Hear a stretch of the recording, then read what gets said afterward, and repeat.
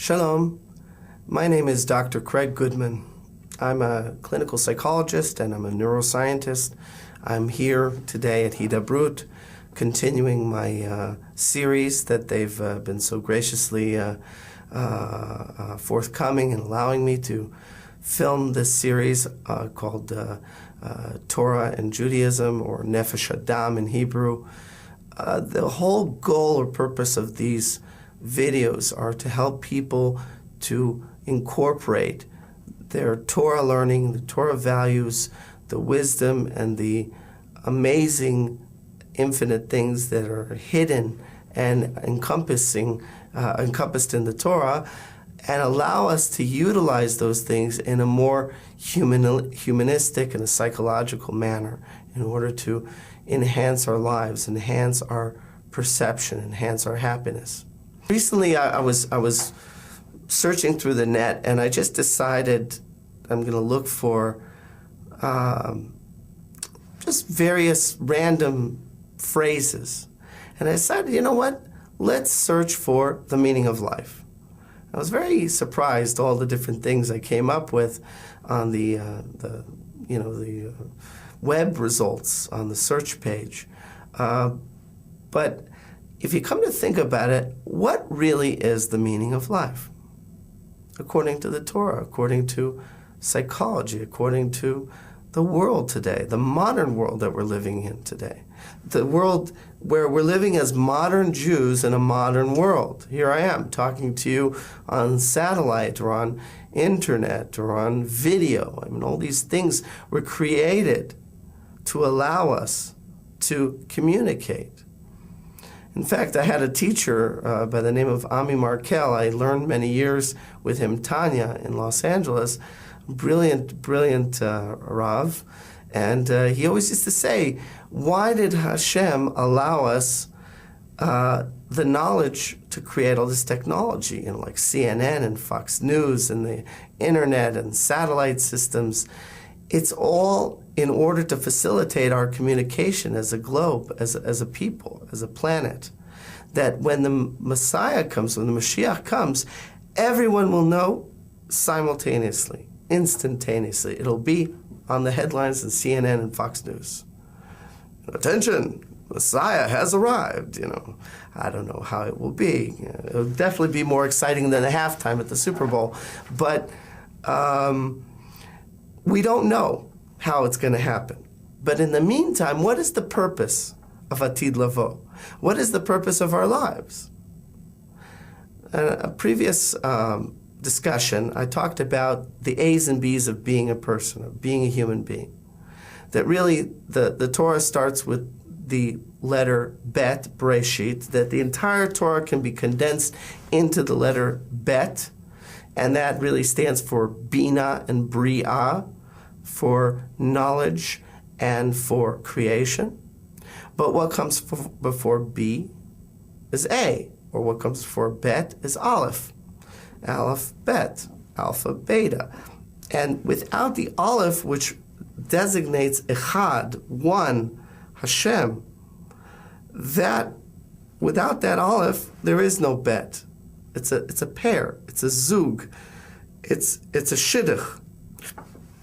And that's why Hashem needed a covenant with a special people, a light into the nations. Not necessarily to be better than anybody else, but to be judged by a higher standard, to have been given tools and knowledge and incredible amounts of holiness in order to complete our purpose in creation, to be a light among the nations, to be representatives, to be PR for Hashem. What did Abraham do? Our father Abraham used to always teach people about Hashem. Anybody who came in, why did he want always to host people and have guests? Why did he want this, bringing in these people into his home all the time? He was always looking for the opportunity to teach them about the greatness of Hashem. And his greatness was that he realized, when no one else around him thought that way, that there is only one God, to differentiate from idolatry. he was the first one. And from that incredible realization, he merited becoming the father of the Jewish nation, of the nation of Israel. And it took 10 generations from Adam, from the first person, Adam and Eve, until Noah. Those 10 generations didn't get it right, so Hashem wiped them out with the flood. Then from 10 generations from Noah, it was 10 generations up to Abraham. Now obviously, I don't know, I haven't figured out the math yet, but I figure they were already in our 10th generation, or at least well past it. Don't you think it's time that we start realizing what's our purpose? So what is it? When Hashem originally created the world, he created something called a tzimtzum, where he removed himself. He kind of shrunk himself. He hid himself from the physical world. And he allowed himself to remain hidden, but to exist within everything.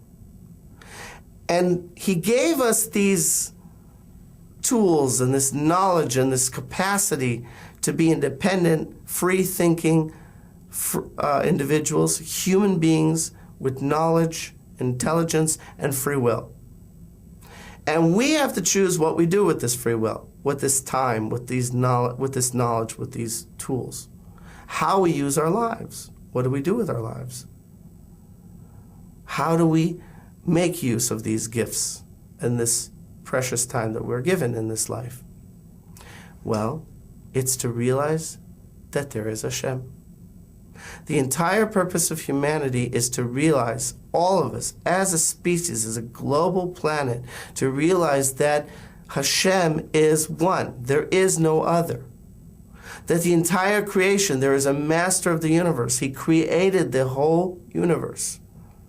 And a whole purpose of creating that universe was that he could give us a place to earn merit, and on our own, through our own devices, through our own merit, recognize that he is here, that Hashem exists.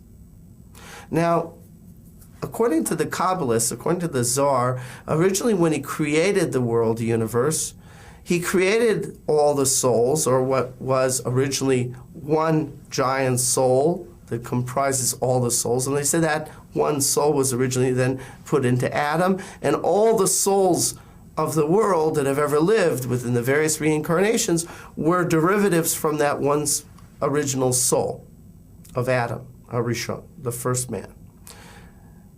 Now, when Hashem created this energy, this soul, he gave and gave and gave, without end. He gave unthinkingly, unselfishly. He kept trying to pour goodness and love and happiness and joy into this soul. It was like a kli. But the problem is that when Hashem put all this energy, all these attributes of these amazing attributes that he had into this energy, into this soul started taking on those same attributes. Hashem cannot put himself into us, his soul, or a part of him into us, which is our soul, without us being in the image of Hashem. We're all created in the image of Hashem. Tselem Elokim, as they say, in the shade of Hashem, in the image of him, in the dmut, the image, we resemble Hashem, not only physically, but spiritually, in terms of our emotions, in terms of our feelings, in terms of our thoughts. Those resemble Hashem. Now, Hashem put this in, but one of his attributes was the attribute of kindness, of giving, of chesed. And all he was doing was giving to us, but we weren't able to give back. And once you make us, or you put something into us from Hashem, we become like Hashem. It's like you take a cold coffee mug, and you pour hot water into that cold mug. What happens to that mug? The mug becomes warm, becomes hot even. Could even burn your finger a little bit from the hot water inside. What happened to that vessel once you poured the hot water in? It changed the properties of the vessel. It changed its temperature. Now, once Hashem put those properties into us, it changed something in us, and we became like Hashem. And one of our attributes was the need to give, the need to do kindness, to have mercy. These were attributes of Him, of Hashem. So we couldn't stay integrated and continue receiving without the ability to give back. So we literally, this soul shattered, and hence they created, Hashem created, all the souls from that, and that's where we are now today.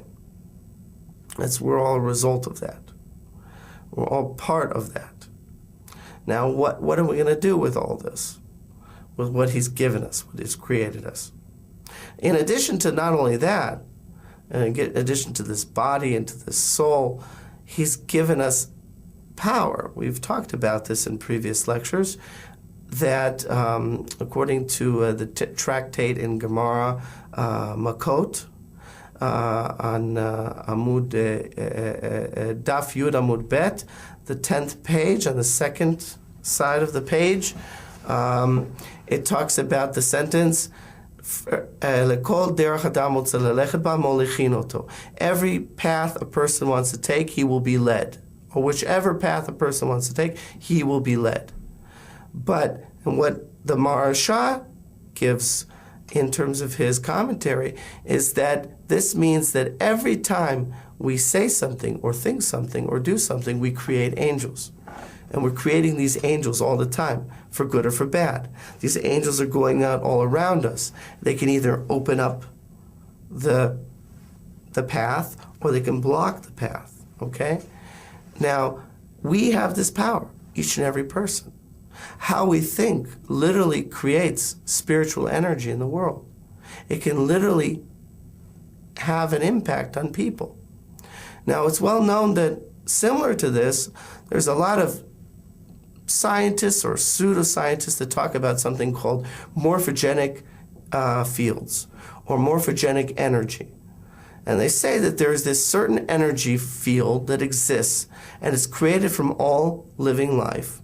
And this field exists within the earth, and it can influence, for good and for worse, everything that lives around it. We create this field. Well, in other words, this morphogenic field is really just the angels or the energy that and the Shekhinah that Hashem has created and set up in our system. Now, we have all these abilities. We can create angels, we can create thoughts, we can do things. Our bodies are created.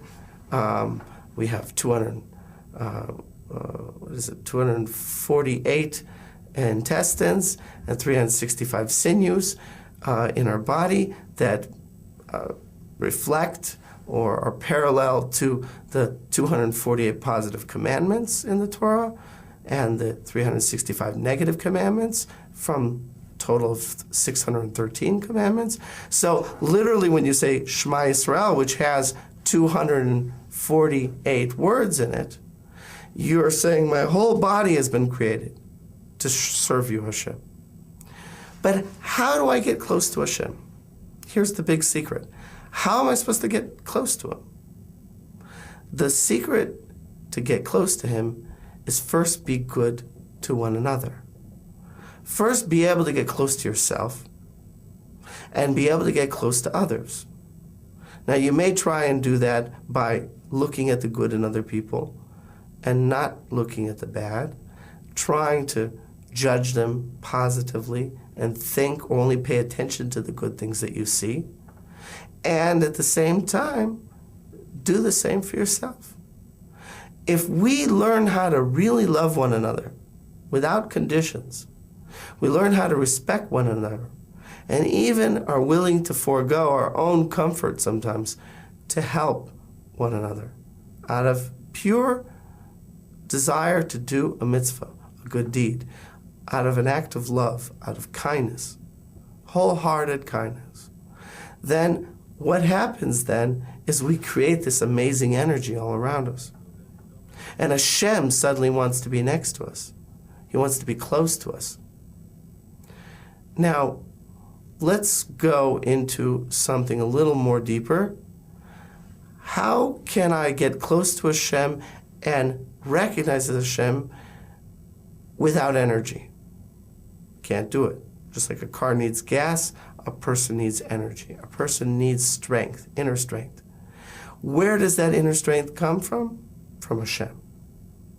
But He gives us many ways that we can exact that energy and withdraw that energy and utilize that energy, harness it.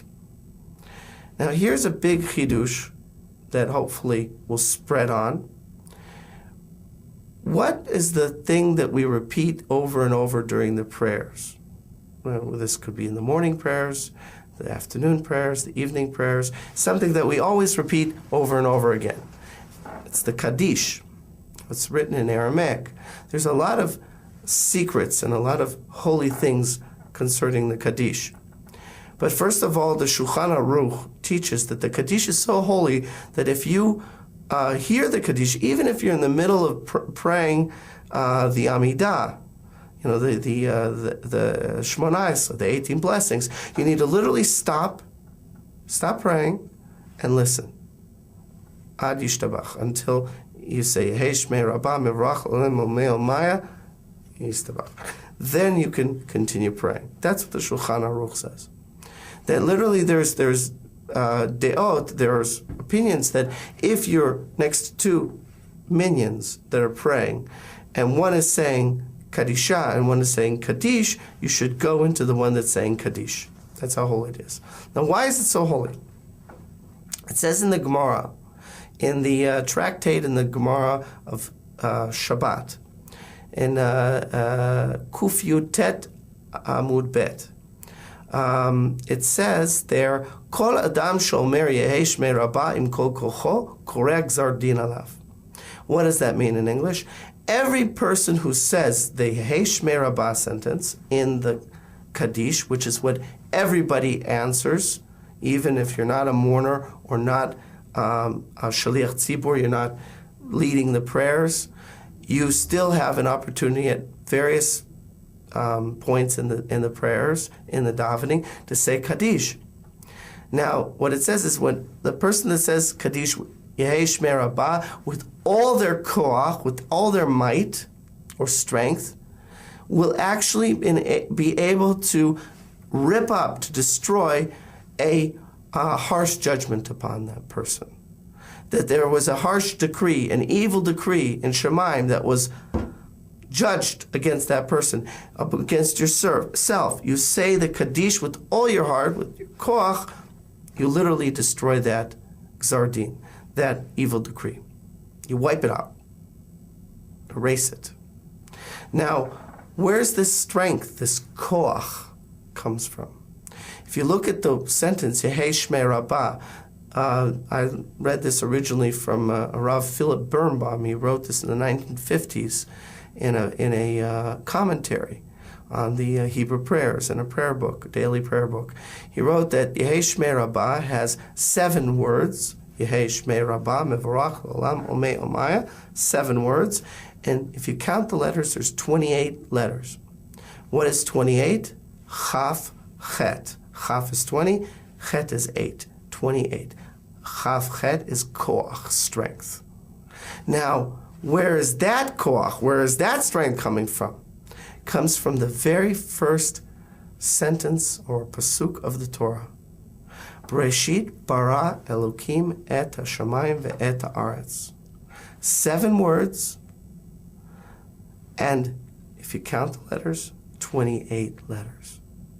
You are actually taking from the strength, from the koach, the power that Hashem used to create the entire physical universe, and to harness that koach, and to not only be able to elevate souls, but to bring all of us together, to wipe out all the evil decrees in the world against Israel and against Bnei Adam, against the nation of earth,